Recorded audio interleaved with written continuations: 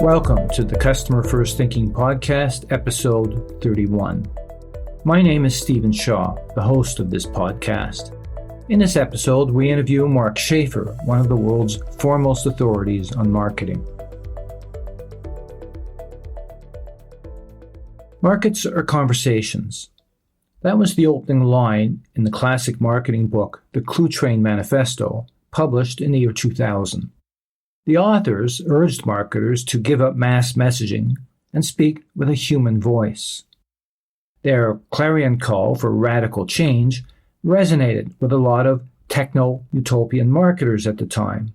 The book went on to become a huge bestseller, but it was only several years later that the idea of conversational marketing became feasible with the emergence of the social web. In the early 2000s, social networks began springing up everywhere. First, MySpace in 2003, followed in rapid succession by Facebook, LinkedIn, YouTube, and Twitter, and then a few years later by Pinterest and Instagram. By 2010, marketers recognized the importance of participating on these platforms as they watched their active user bases stretch across the globe. People were flocking to social media in droves, led by millennials keen to connect with their friends, to share personal news and selfies, to voice their thoughts, and of course, marketers are instantly drawn to places where people like to hang out. But instead of engaging in actual conversations, marketers viewed the platforms as just another communication channel, a new, more targeted way to reach an audience at a fraction of the cost of traditional media. Talk about unforeseen consequences. The platforms thrived on the sudden surge in ad dollars, and to keep the money rolling in, they skewed their algorithms to drive engagement, as we learn later, by giving undue weight to us versus them posts. Indignation and outrage is good for business, apparently. We all know what happened next. The platforms became an echo chamber, giving license to incite hate speech, peddle conspiracy theories, and spread misinformation. Prolonged use began to affect the mental health of teens, to the point where most people now believe that social media does more harm than good. What we seem to forget, however, is that the mainstream social networks, funded almost entirely by ad dollars, are not all there is to social media. Just as all marketing is now digital marketing, all digital marketing is bound to become social marketing. And that means inviting people to join the brand of their own free will, forming communities of devout fans and followers. Instead of pulling people through the sales funnel by posting thinly disguised promotional messages, the marketing goal is to keep customers excited and involved, to offer them immediate service and support, to put them in touch with each other, to invite continuous feedback, above all, to get them to participate in events, in content creation, even in product development. However, for most companies today, a brand community is merely a way to deflect customer support calls by funneling people through to discussion forums where they can get their questions answered by other users. But where a community actually pays off, eventually, is in building long-term customer relationships. The challenge is convincing myopic CFOs that all of the effort and investment will pay off. Because building an enthusiastic and participatory brand community isn't easy. It can take years to reach critical mass. But, as Mark Schaefer points out in his new book, Belonging to the Brand, marketers have no choice. He believes that building community is the last great marketing strategy, maybe even marketing's last gasp. People long to belong, Schaefer says, and that presents an opportunity for brands to connect with them on a more meaningful level.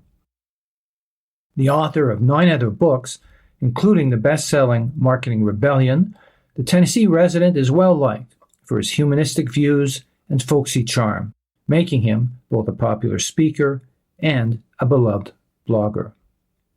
I started by asking Mark how he first embarked on his marketing career. Well, I actually started in college as a chemistry major because I loved science. And I always heard that I mean, I love to write, but I always heard you could never make money in journalism. And believe me, I was so poor as a kid. I just wanted some money. I didn't like the people in chemistry because they were all under this pressure to be a doctor and they were just so stressed out. So for fun, I took like an intro to journalism class. And number one, I learned that there are a lot of things you can do with writing, just, in addition to journalism. And number two, I loved the people in journalism school. They wanted to change the world. They wanted to seek truth. I thought, these are my peeps. This is where I belong. Then in my junior year, I took a marketing class and I thought, whoa. This is what I really want to do. But it was too late to change my major. So I minored in marketing and sort of had my eye on ending up in marketing. So I started out in corporate communications and then I got into sales because I was working for a Fortune 100 company. To get into marketing, the path had to go through sales. And actually, I agree with that. I think it made a lot of sense. And while I was in sales, I got my MBA with an emphasis on marketing, and I got to study under Peter Drucker. So that was sort of a mind-changing event, a life-changing event. I had good instincts about marketing and business, but going through that degree program really validated it, I think, and gave me more confidence. And then finally, I got into a marketing job and I was given the opportunity to really go into every kind of area. I was in product development. I was in charge of CRM. I was the first digital e-business director for this company. We pioneered our first applications in social media, and the company was wonderful. From the time I was a young man to the time I left, I was almost always the youngest person in the room. They just pushed me to realize my full potential. So I had a great career, and then got into a situation where they wanted me to move to Europe. So I kind of went back and forth for a little bit and had a personal situation in my life where I thought, I really can't do this. I need to stay home. I need to try something else. I was at a point in my life where I could start my own business, started consulting, started teaching, started writing, and it just has been kind of a rocket ship. Today, I do consulting. I teach at Rutgers University a little bit. It's not like a full-time thing. And I'm a keynote speaker. I just signed a contract to go to my 74th country. I'm going to be in Romania in May, giving a speech. And so that's been very exciting. And of course, I'm an author, and I just published my 10th book. And it's my best book. So it's something I'm very proud of and something I enjoy a lot. So that early training in journalism paid off in the end with that career switch. That was a brave career switch to make too, because you had spent 2 decades at Alcoa, I think, in total. It was hard, and I often talk about that experience. I mean, I wrote this book called Known. It's a beloved book about personal branding. And I really believe that, personal branding is almost everything today. It's like either you're known or you're not. And if you're known, you're going to have a lot of advantages in this world. And in my classes, I teach an online personal branding masterclass. I talk about when I left Alcoa, this Fortune 100 company, it's like the veil of silence came down. Here I was one day, I'm this global director, and I'm getting messages from all over the world, and I'm in the middle of the hurricane. And then the next day, I'm gone, and it's silent. And in one day, I became the global go-to guy for the internet to the go-to guy for absolutely nothing. Everything I did in that career didn't matter. Nobody knew it, and nobody cared. The only thing that matters is how do I show up right now in the digital world? Either you're known or you're not. And that's what creates the opportunity. That's the only sustainable competitive advantage we have as individuals. It's the only thing we can carry with us throughout our lives.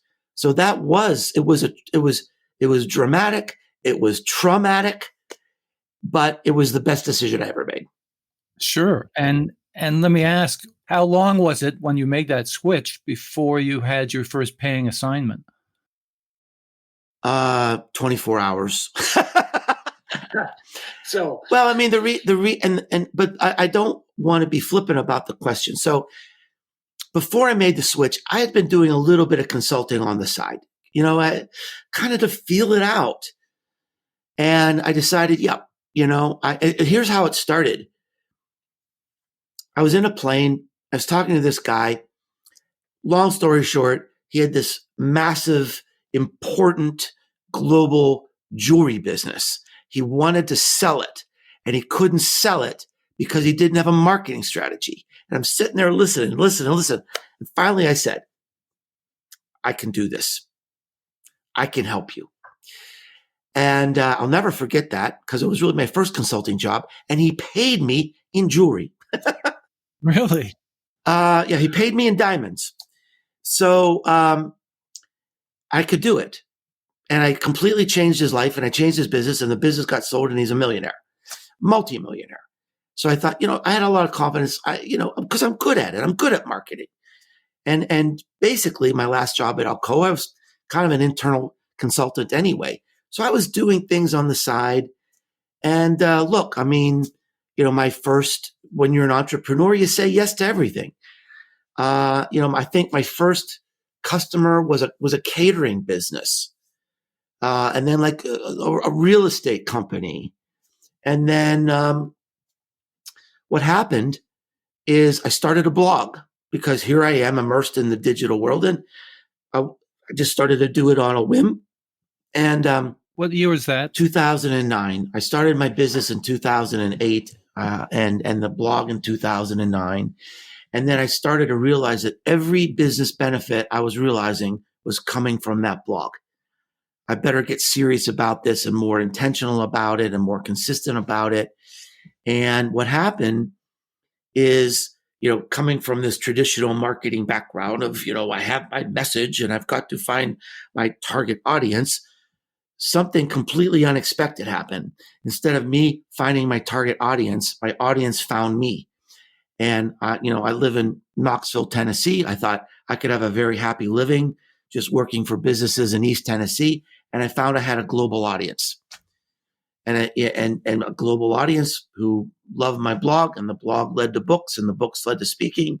The speaking led to bigger and bigger consulting gigs. And, I've worked for Dell and Microsoft and Pfizer and Merck and Chipotle and Allstate and Adidas and all these amazing brands. But, my first customer was a caterer.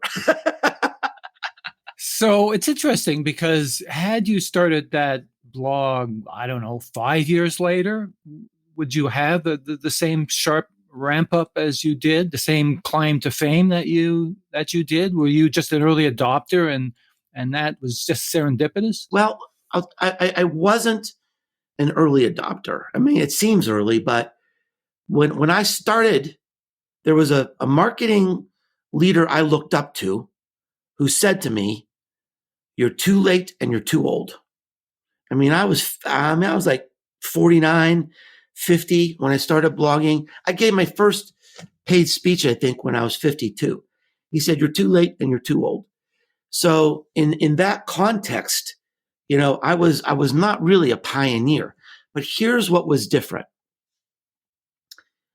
I didn't really have an agenda. I mean, I told the truth, and I was able to use my experience and my age as a benefit because all the bloggers back then were kids, and I could connect the dots.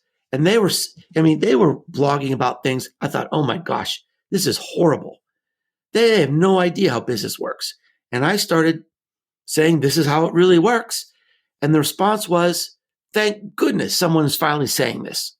Now, I would say, if I started 5 years later, it might have taken a little longer to get traction because, it was a little more crowded then. But I do believe that there's a place for everybody that everybody can find an audience. There's only one you with your voice and your experience, and you can find a meaningful audience. It's interesting when you say at the time the bloggers were pretty much just kids. I would argue it's probably still the same today. Look at the bloggers on Medium and you get a sense of that for sure. And your point about not knowing much about how business works is a very valid one still today.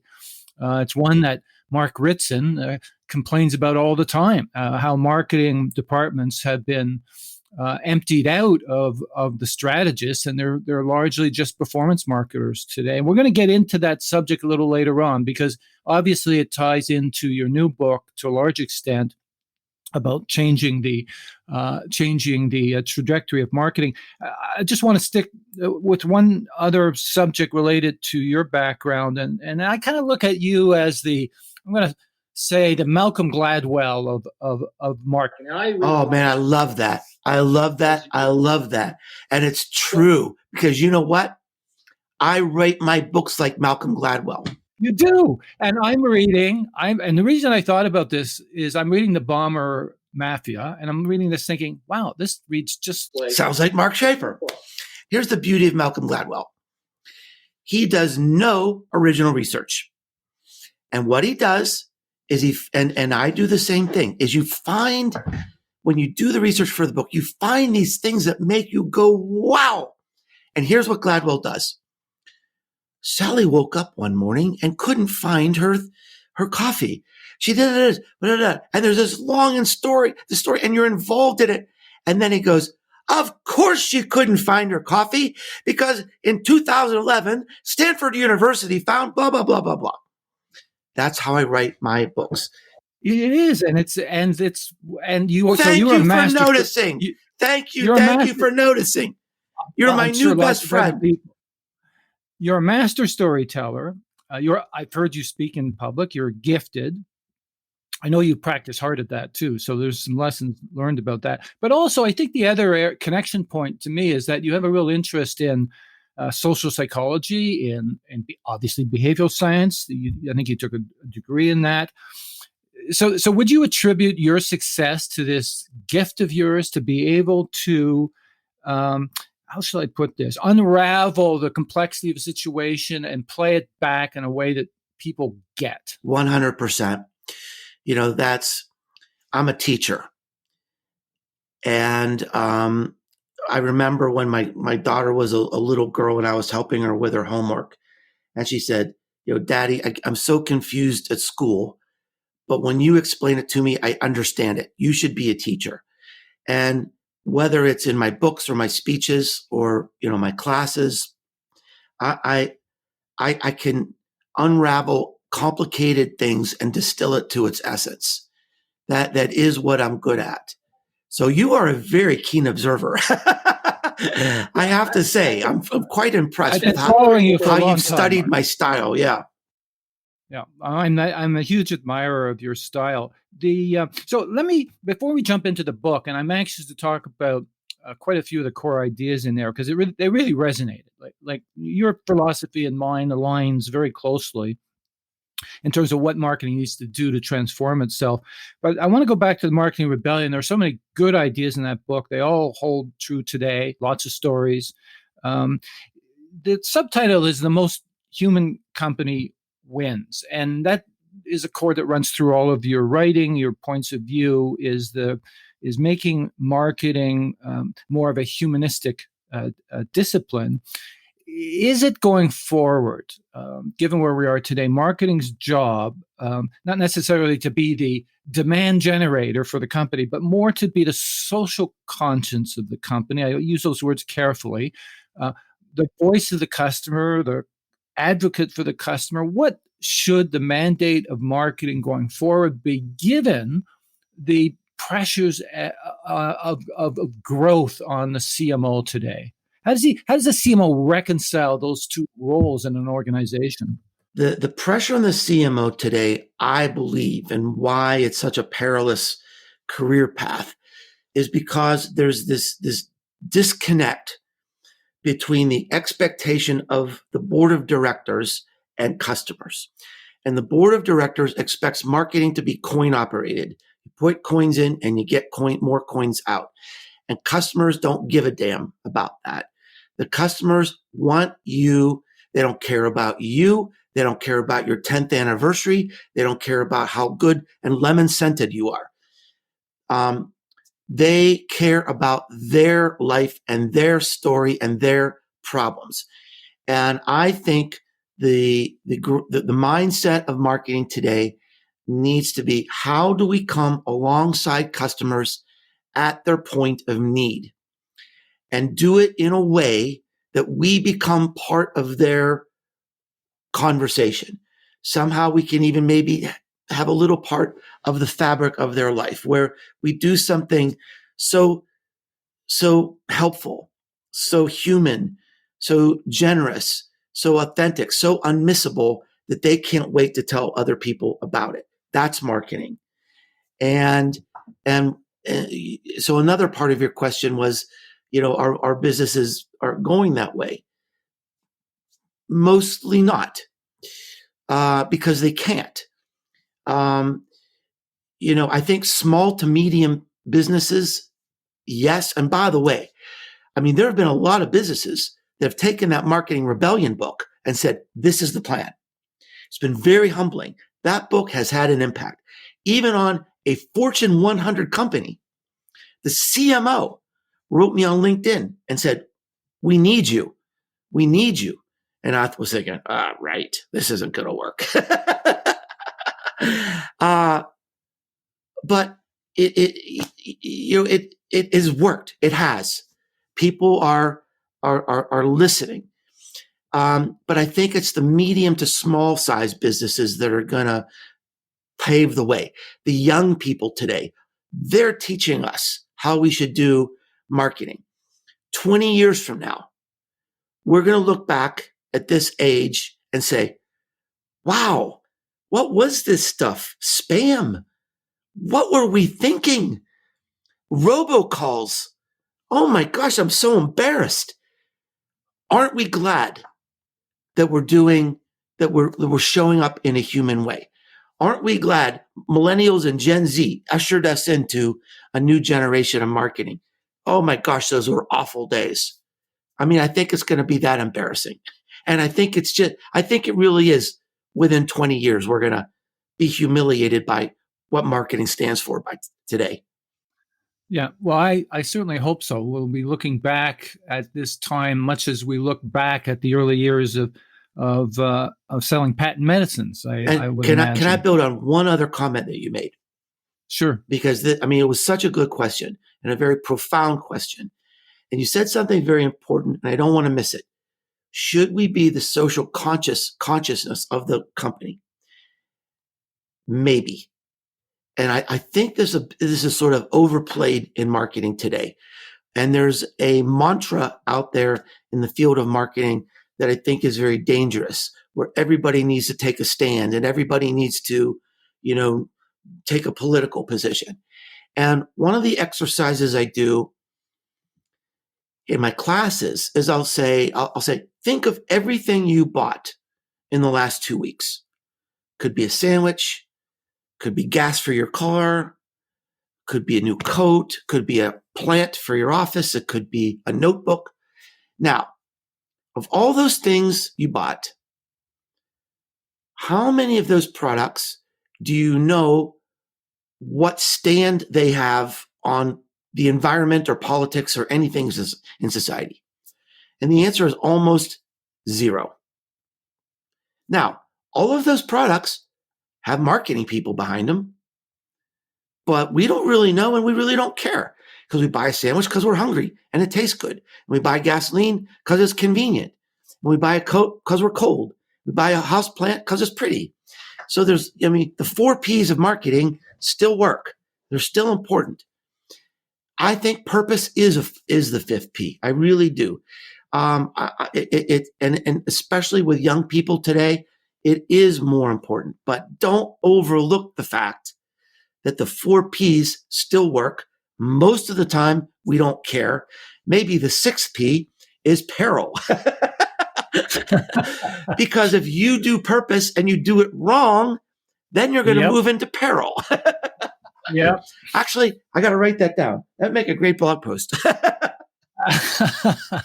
Well, it's interesting because on my last podcast, the one prior to the last one, I interviewed Scott Goodson, who's a huge proponent of social movements. We're going to get into that subject just a little later on, and which brings me actually to your book. So, belonging to the brand is the name, and I will say it creates a very convincing case that creating brand communities will, and I'm quoting you here, replace the intrusive marketing systems, end quote, of today.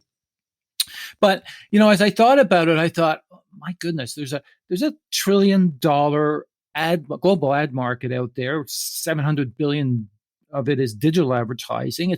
This is going to require the creative destruction of a massive industry with entrenched interests. You're bound to get some pretty heavy duty resistance to this idea of community building being the focus of marketing, because we frankly still live in an attention economy. So how do you see this rebellion, if I may put it that way, playing out over time? Well, not so afraid anymore, because the real fear came with Marketing Rebellion. I thought people would hate that book because, honestly, as I did the research for that book, there was a point.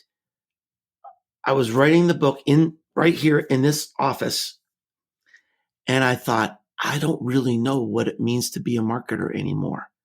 The consumers are in a completely different place. I literally lost my breath, and I thought, people are going to hate this.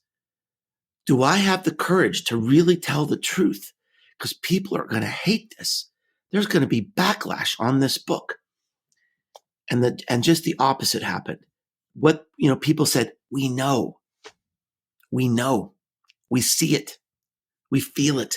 We know it isn't working like it used to. It's kind of our secret we don't want to talk about. The agencies know. The agencies are desperate. I think one of the saddest stories that I think represent the state of the ad industry is, I think it was 2 years ago at the Cannes Festival, the big marketing advertising festival in France. The big story was that the advertisers were begging Netflix to show ads. This is before Netflix announced they were kind of going to do their thing. And the reason is because no one sees ads. They don't have any eyeballs.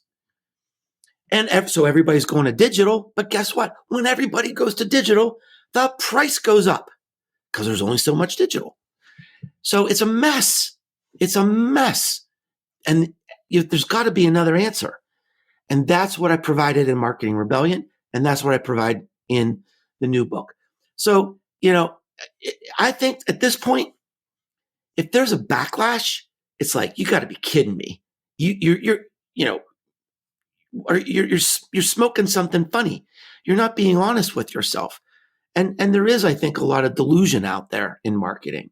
I think marketing is sick in a lot of ways. It's not changing like it needs to. It's not changing fast enough. And all I can do is tell the truth and hope that some people listen. Well, I think the phrase you use in Marketing Rebellion is existential crisis. And I think what belonging to the brand does, which you touch on in Marketing Rebellion, is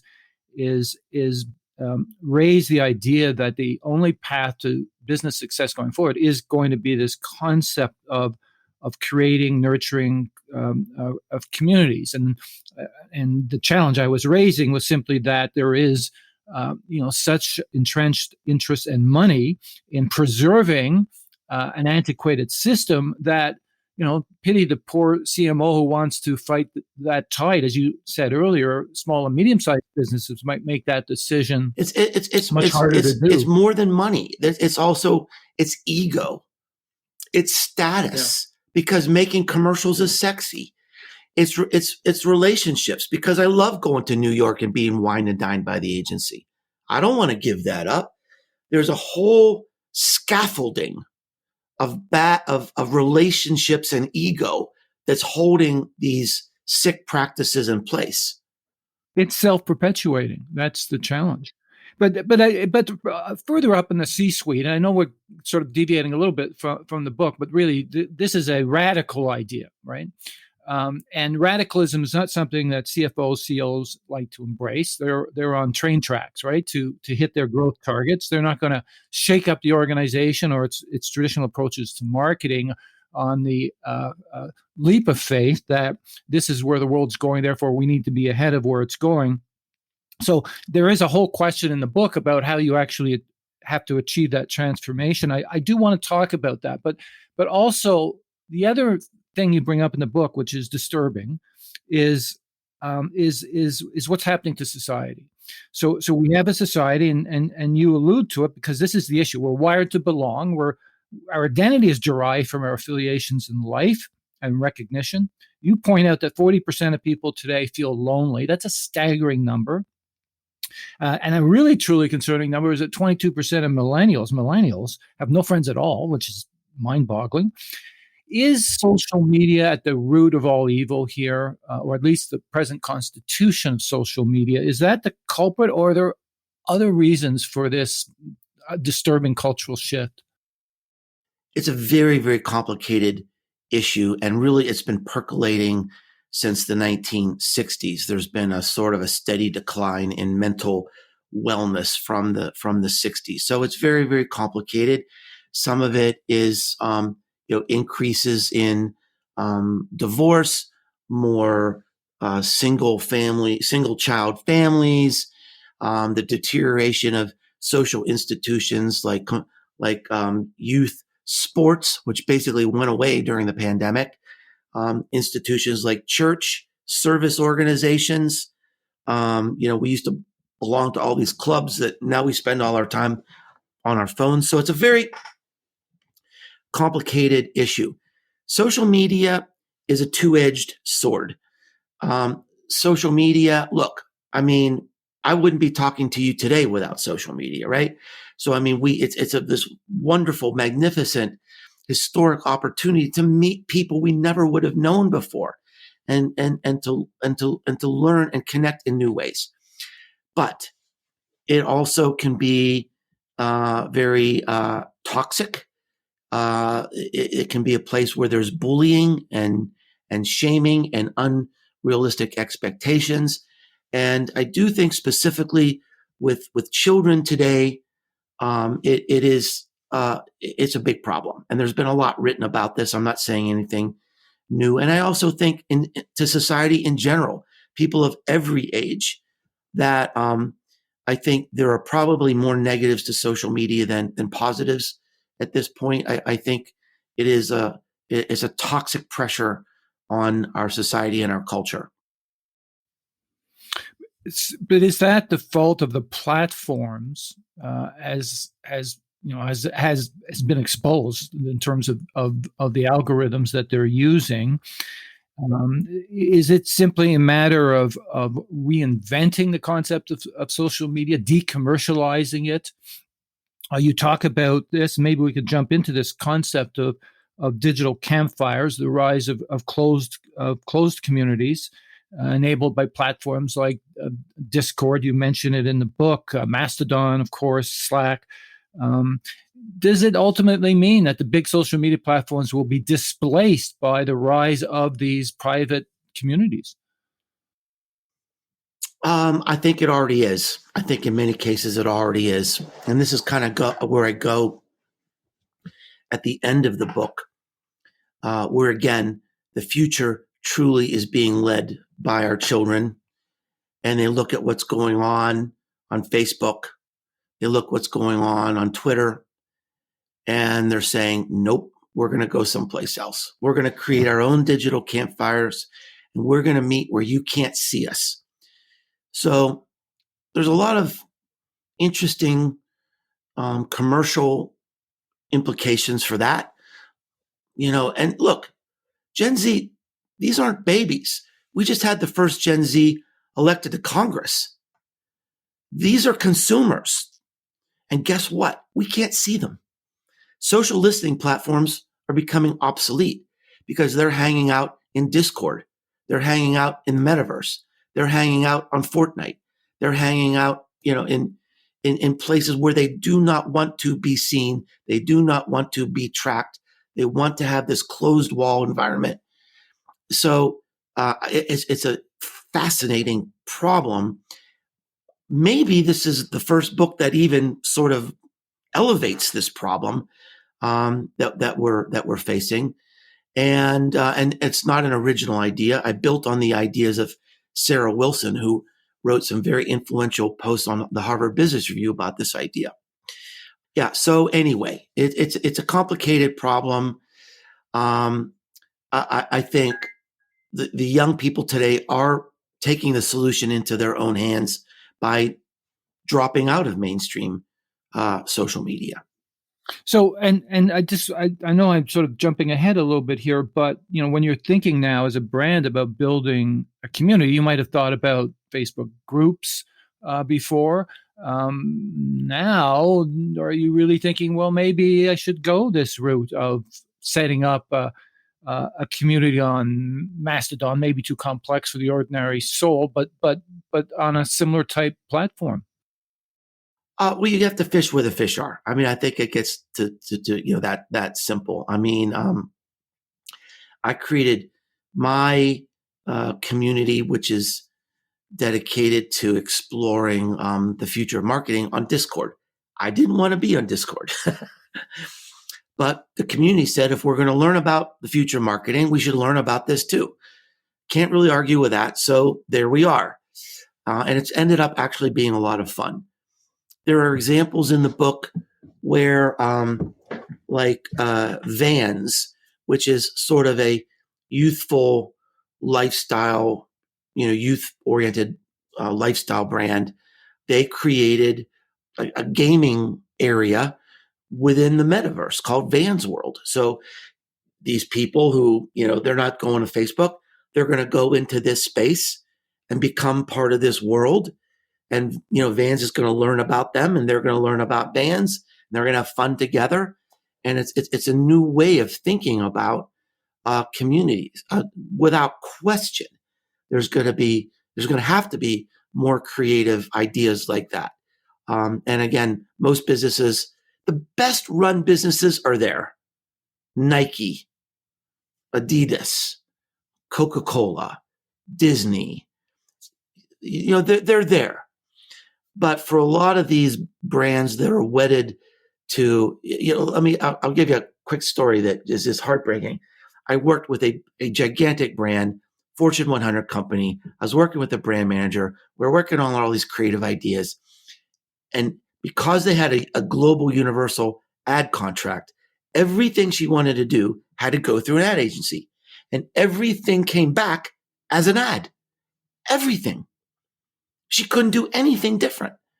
She said, I'm ready to risk my career by going outside this contract because I'm so locked in by, what I call like the scaffolding of sick practices. So, I mean, now if you're already losing your regular customers, you're nowhere near connecting with young customers today. So there's going to be a big, painful wake-up call in the next 2 years for major brands. Sure. So let me go back to the idea of igniting a community. Where do you even start with determining let me phrase it this way, what the fuel for the campfire is? How do you stimulate conversation, activate the community, keep those conversations pushing the organization? These are things that are far outside the traditional marketing playbook.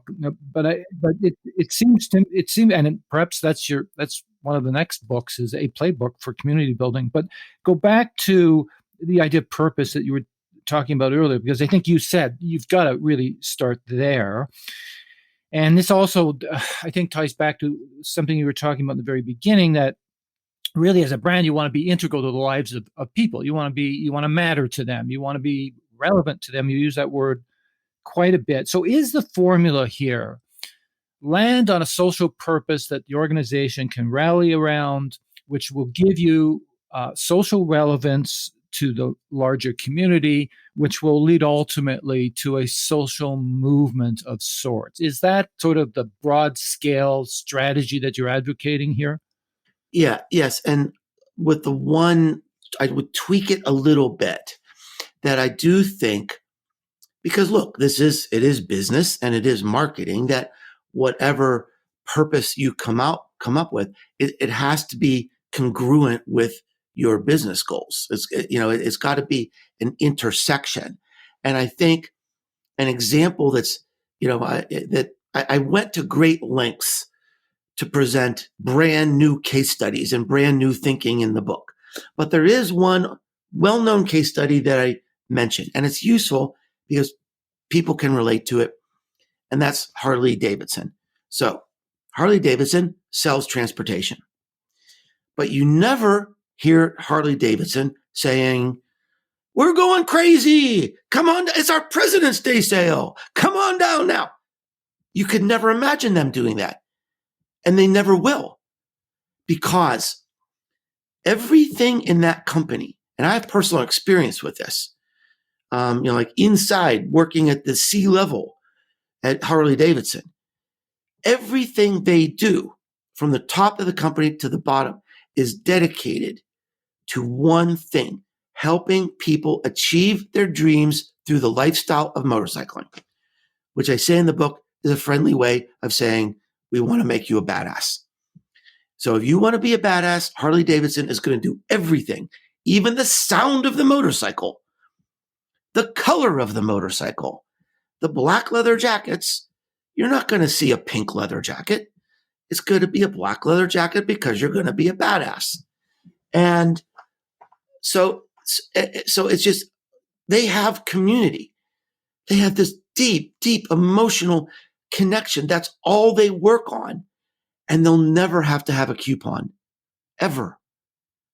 And so it's just such a different way of thinking. Now, that's an intersection of purpose that is completely consistent with the Harley Davidson company. So Harley Davidson isn't going to start a cooking show. They're not going to start a cooking community. It is congruent with who they are and what they do. So I spend quite a bit of time in the book with prompts to help people think about, in our business, what can we do better? How can we have a bigger impact on the world with a community instead of just going it alone? And if you start thinking about that, I think that idea of purpose might come about. But it's a triangulation as well, isn't it? I mean, the truth is, people buy products for all the functional reasons that you were describing. I need this, I need this, I need this. Yes, they have a choice of brands, but often those brands are commoditized. They look exactly the same.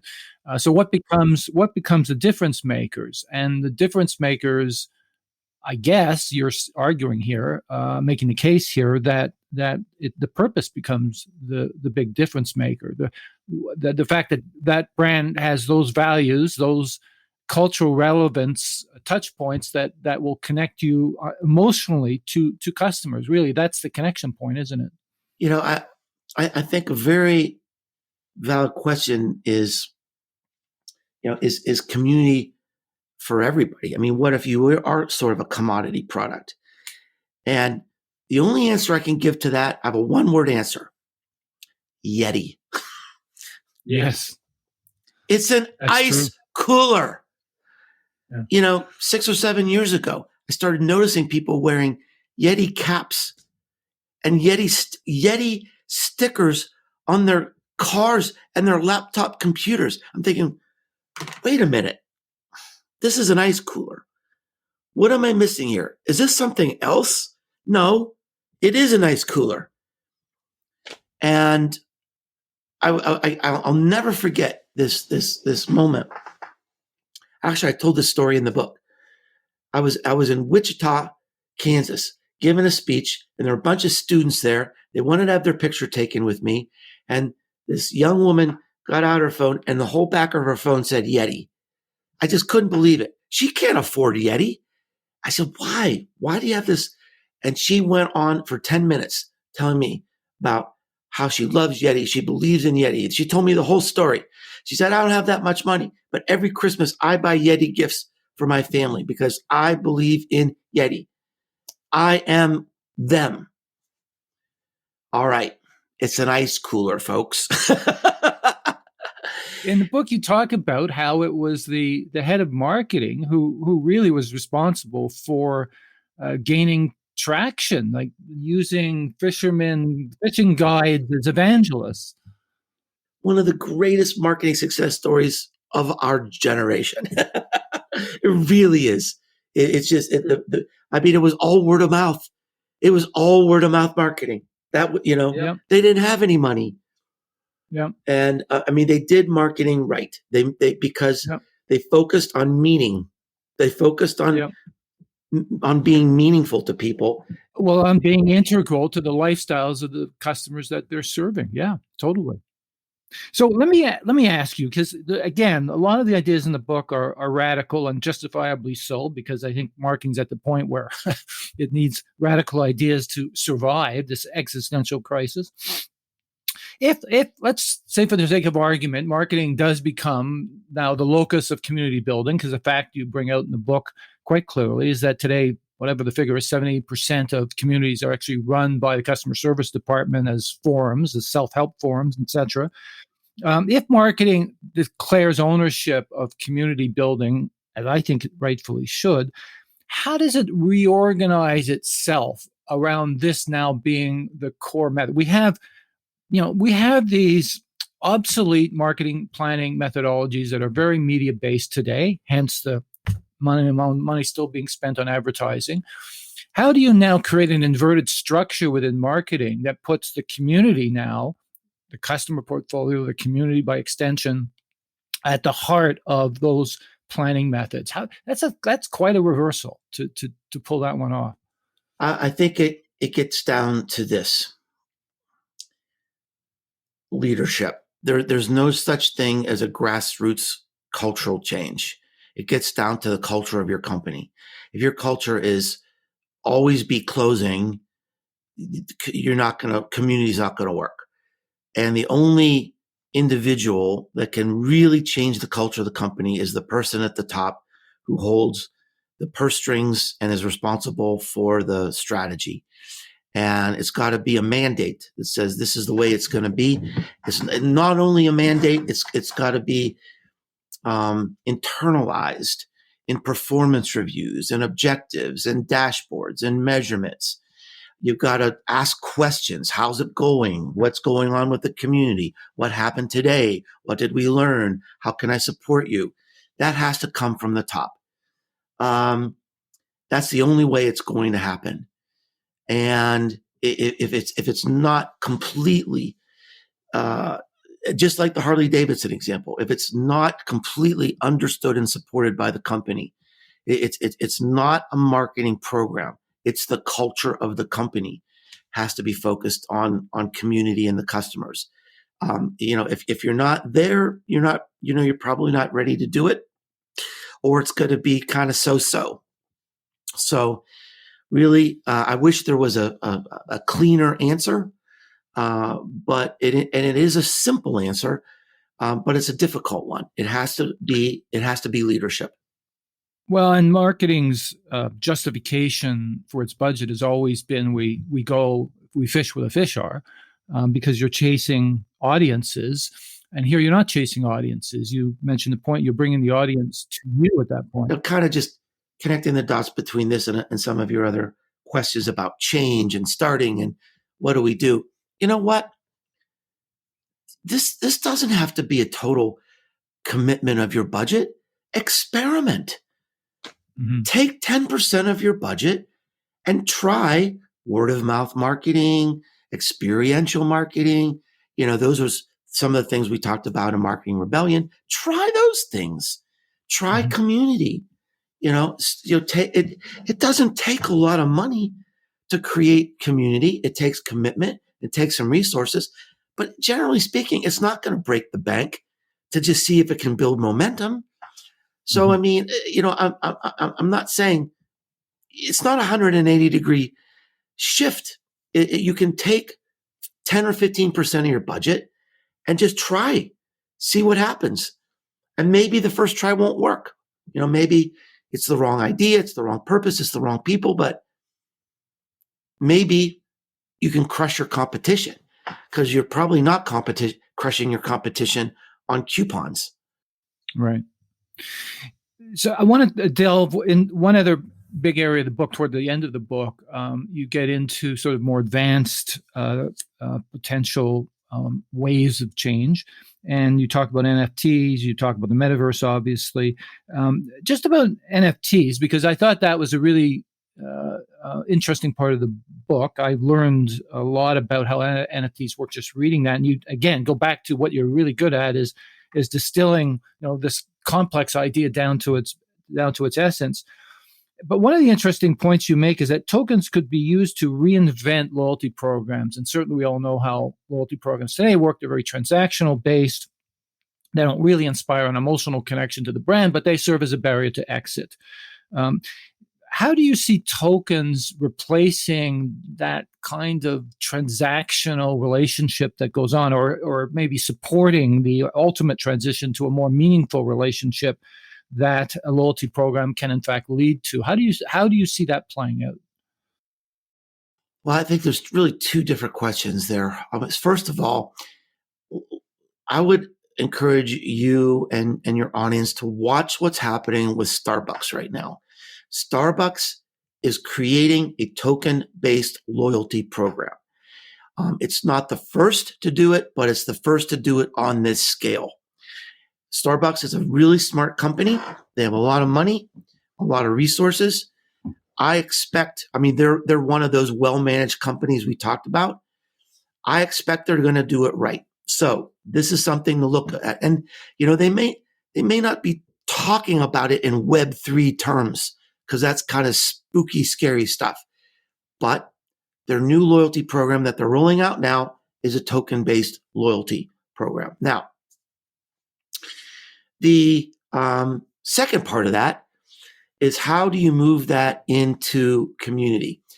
I haven't actually kept up with this for a while, but Starbucks used to have one of the largest and most active communities in the world.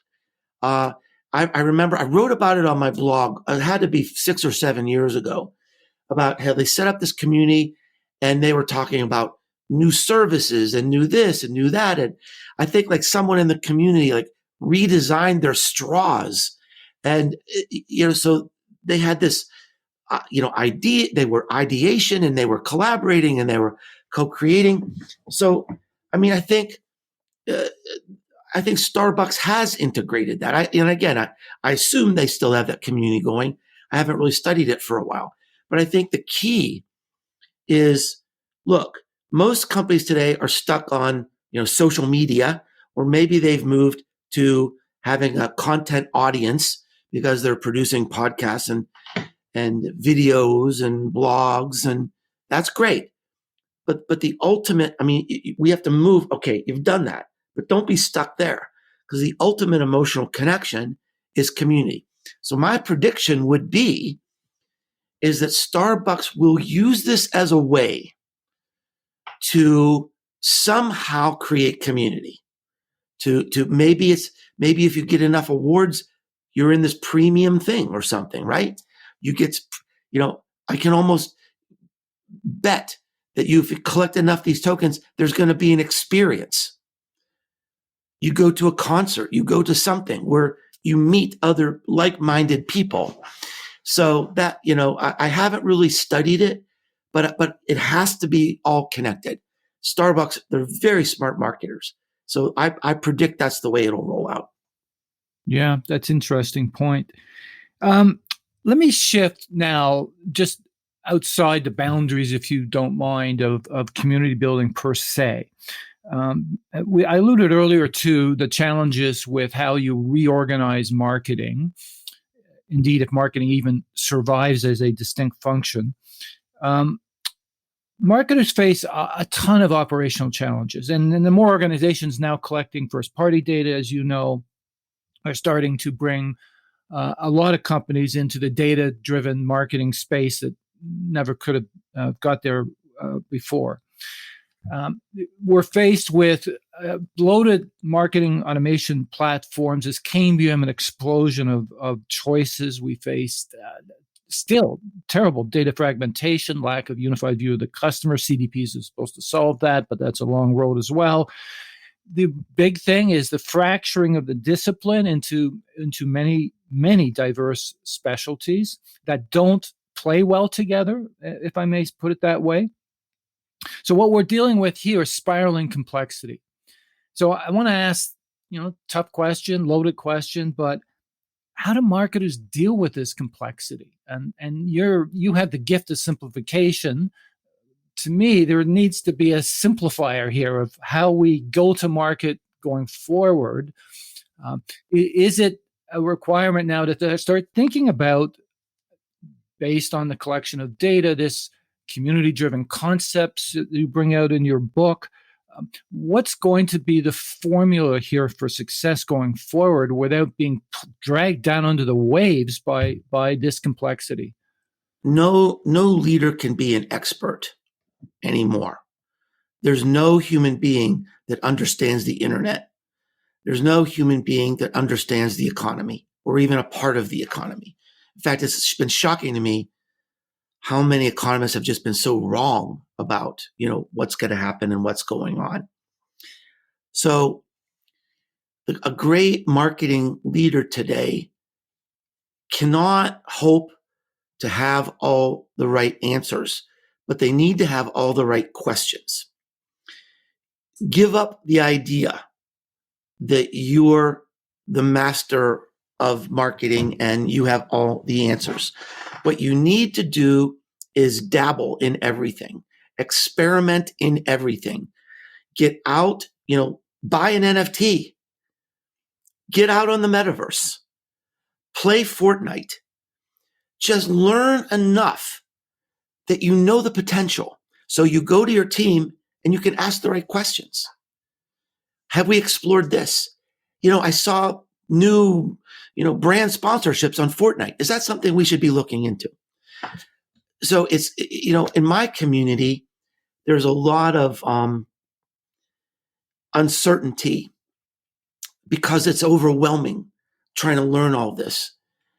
And one of the things I encourage them with, as I said, I tell them, look, you are on Discord. We're learning about NFTs. We just did an experiment where you were in the metaverse with me. We had people in our community give presentations in the metaverse. You are ahead of 99% of the marketers in the world.